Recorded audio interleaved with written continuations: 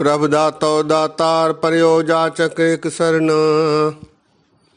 मिले दान संत रेन जेह लग भव जल तरना। बिनती करो अरदास सुनो जे ठाकुर भावै।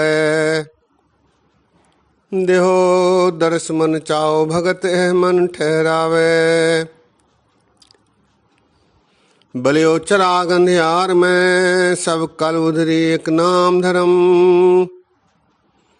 प्रगट सगल हरि भवन में जन नानक गुर पार ब्रह्म। बलियो चराग अंधियार में सब कल उधरी एक नाम धर्म। प्रगट सगल हरि भवन में जन नानक गुर पार ब्रह्म।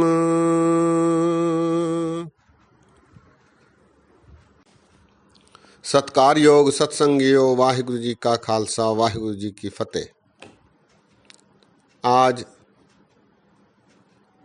सिख पंथ के महानतम विद्वान भाई गुरदास जी पर चर्चा करेंगे। भाई गुरदास जी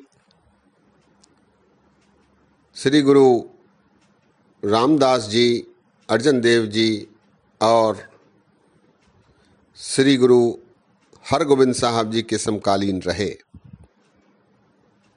आप गुरु अर्जन देव जी महाराज जी के रिश्ते में मामा लगते थे।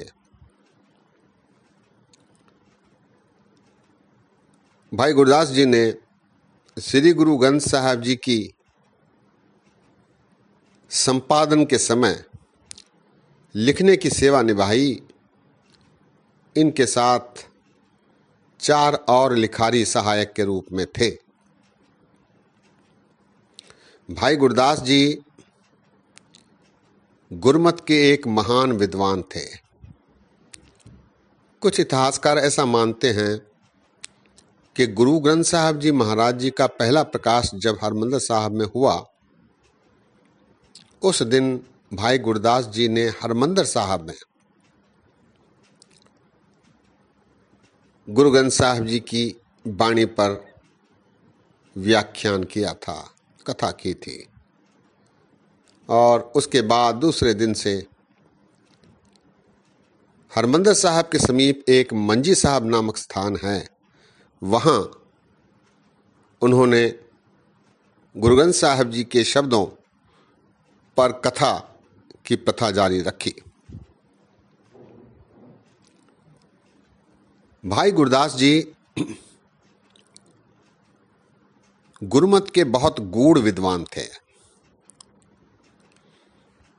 आपने गुरमत की व्याख्या अपनी रचनाओं में की।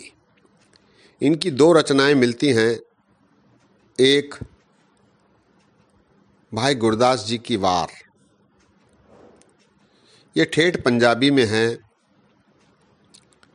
और इसमें गुरमत संबंधी, गुरबाणी संबंधी गूढ़ विचारों की, गंभीर विचारों की, गहन विचारों की व्याख्या है।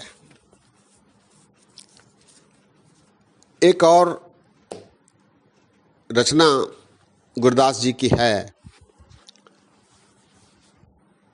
ये उनके कवित्त हैं। ये रचना ब्रज भाषा में है। इनमें 556 कवित्त हैं। इस सारी वाणी में गुरबाणी की व्याख्या है, गुरमत के सिद्धांतों का प्रतिपादन है। ऐसा समझा जा सकता है कि भाई गुरदास जी कुछ समय तक काशी में रहे। काशी के साथ साथ मथुरा, आगरा आदि स्थानों पर भी रहे। वहाँ की संगत ठेठ पंजाबी से, पंजाबी भाषा से अनभिज्ञ थी, तो उन्हें गुरमत के सिद्धांतों, गुरबाणी की व्याख्या समझाने हेतु उनकी भाषा में भाई गुरदास जी ने कवित्त रचे, ऐसा माना जा सकता है। दास आज एक कवित्व पर संक्षिप्त रूप से विचार साझे करेगा। ये कवित्व भाई गुरदास जी के कवित्वों में 9वां कवित्व है। कवित्व है, दर्शन देखत ही सुध की न सुध रही, बुद्ध की न बुद्ध रही, मत में न मत है। सुरती में सुरत और ध्यान में ध्यान न रहो, ज्ञान में न ज्ञान रहो, गत में न गत है। धीरज को धीरज गर्भ को गर्भ गयो, रति में न रति रही, पति रति पत है। अद्भुत परम अद्भुत विस्मय विषम, आश्चर्य आश्चर्य अत अत है। आश्चर्य आश्चर्य अत अत है। इस कवित्व में भाई गुरदास जी उस गुरुमुख के मनोभाव की व्याख्या कर रहे हैं जो भक्ति में लीन होकर परमेश्वर के आभास की कल्पना कर रहा है। ऐसी परिस्थिति में उसकी मनःस्थिति, उसके मनोभाव कैसा होता है, इसका विचार भाई गुरदास जी ने इस कवित्व में किया है। गुरदास जी कहते हैं, दर्शन देखत ही सुध की न सुध रही, बुद्ध की न बुद्ध रही, मत में न मत है। एकाग्र होकर समाधि लगाकर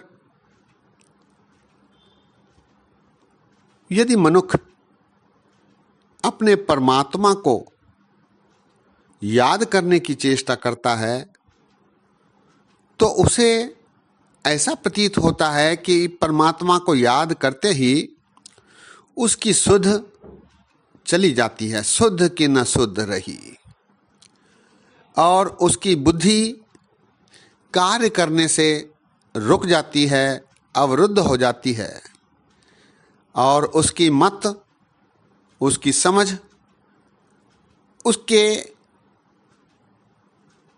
अधीन नहीं रहती। मत में न मत है। दर्शन देखत ही सुध की न सुध रही, बुद्ध की न बुद्ध रही, मत में न मत है। सुरती में सूरत, सूरती प्रेम भाव में उसकी जो सूरत दिखाई देती है, तब ध्यान उसका कहीं और नहीं लगता। ध्यान में न ध्यान रहो, सुरती में सुरत और ध्यान में न ध्यान रहो, ज्ञान में न ज्ञान रहो, गत में न गत है। फिर उसका ज्ञान पूर्णतः अदृश्य हो जाता है और उसकी गति रुक जाती है। ज्ञान में न ज्ञान रहो, गत में न गत है। धीरज को धीरज गर्भ को गर्भ गयो, रत में न रत रहो, पति रत पत है। उसका धैर्य, उसमें एक ठहराव आ जाता है और उसके गर्व का, अभिमान का, अहंकार का नाश हो जाता है, अदृश्य हो जाता है। रत में न रत रही, रति अर्थात प्रेम, पति के प्रति जो प्रेम रहता है उसकी तुलना करते हुए गुरदास जी कहते हैं, रत में न रत रही, पति रत पत है। पति अर्थात परमेश्वर, वही प्रेम दिखाई देता है और प्रेम में ही पति परमेश्वर के सदृश अवलोकन होते हैं। धीरज को धीरज, गर्भ को गर्भ गयो, रत में न रत, रही पत रत पत है। अंतिम पंक्तियों में अद्भुत, परम अद्भुत, विस्मय विषम, आश्चर्य आश्चर्य अत अत है। इस सारे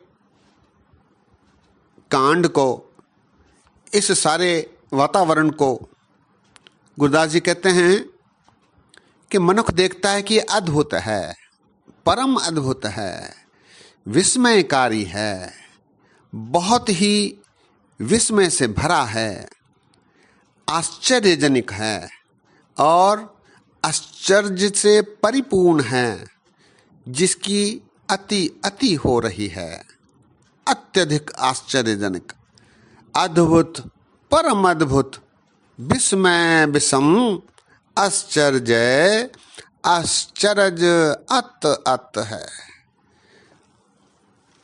ऐसे वातावरण में मनुष्य ऐसी कल्पना से विभोर हो जाता है कि आश्चर्यजनक, परम अद्भुत, विस्मयकारी और आश्चर्य से परिपूर्ण वो वातावरण महसूस करने लगता है, जिसकी कल्पना नहीं की जा सकती, कल्पनातीत। इस प्रकार भाई गुरदास जी ने